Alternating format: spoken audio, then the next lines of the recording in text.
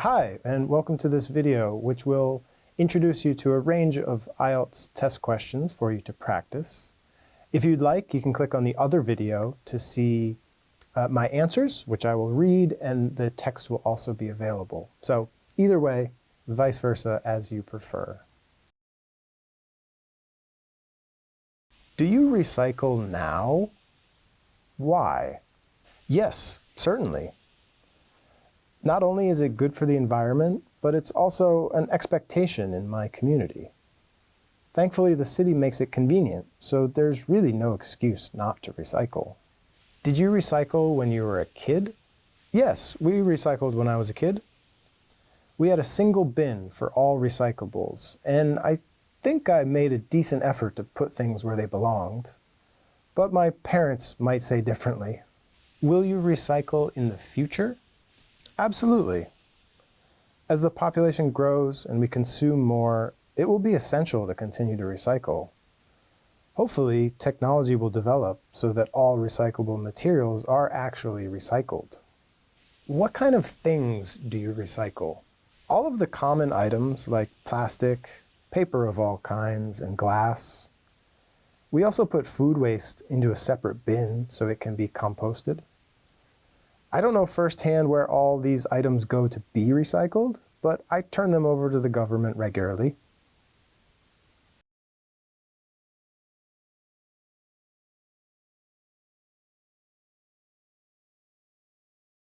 I think it would be really fun to work for a season at a ski resort in Canada.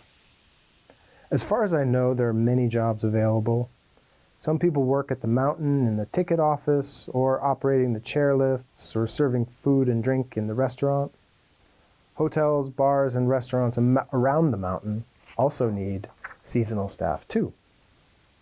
I wish I could operate a chairlift, but I don't think they give that job to people who just arrived. So I would like to serve drinks in a bar. The best place to do this would be in Whistler, which is in British Columbia. I've only ever seen pictures of the area, but it looks absolutely stunning. I can see why people fly from all around the world to enjoy the mountain and its amenities. I know about this opportunity because a few of my friends have done something similar while they were on a gap year. Most of them worked in service industry jobs, typically serving food and drinks. But one of my friends was an experienced snowboarder, so he was able to give lessons as well as work in the restaurant. They all said they had a great time and met lots of interesting people from around the world. Also, if you work in the area, I hear that you can get a big discount on lift tickets, so you can ski a few times a week at a minimal cost. I'd like to do it because while I have been skiing a few times, I'm not very good. Still, I would love to get better.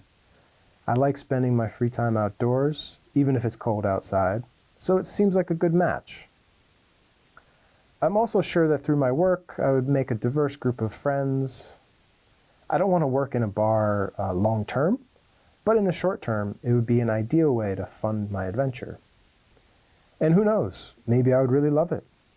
Finally, staying in Canada for longer than a typical tourist would allow me to get to know Canadian culture.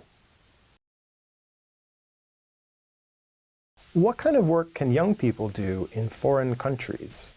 In general, when younger people go work in foreign countries, it is for a limited time. For this reason, casual jobs in the service industry are a good fit. For instance, restaurants, cafes, and pubs often employ people from around the world. Depending on their skills, they might be a cook, barista, server, or bartender. However, if they don't speak the local language, they might need to do manual labor, such as work on a farm. Is it good for young people to have the experience of living in other countries? Yes, I think there are many benefits. They can learn a new language and culture, and make new friends, and learn how to live independently. Exposure to new cultures allows them to expand their worldview and see beyond the stereotypes that exist about certain countries and people. Many young people in my country live abroad for at least 6 months, and they all return home enriched by the experience. Why are some people unwilling to work in other countries? I suppose it's intimidating for people to leave their homes to work in another country where the food, customs, and culture will be different. Language is also an issue. If they can't communicate in the local language, everything, even going to the store to buy milk, will be challenging. Additionally, people may have commitments at home that they can't break.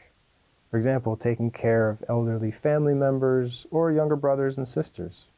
What's the difference between working in an international company and a domestic one? When people work in a domestic country, they can focus on their work without having to learn about the company or country's customs, norms, and expectations. This obviously makes it easier at the start because everyone will have had broadly similar experiences. At an international company, in addition to the job duties, people may need to learn the customs, norms, and expectations.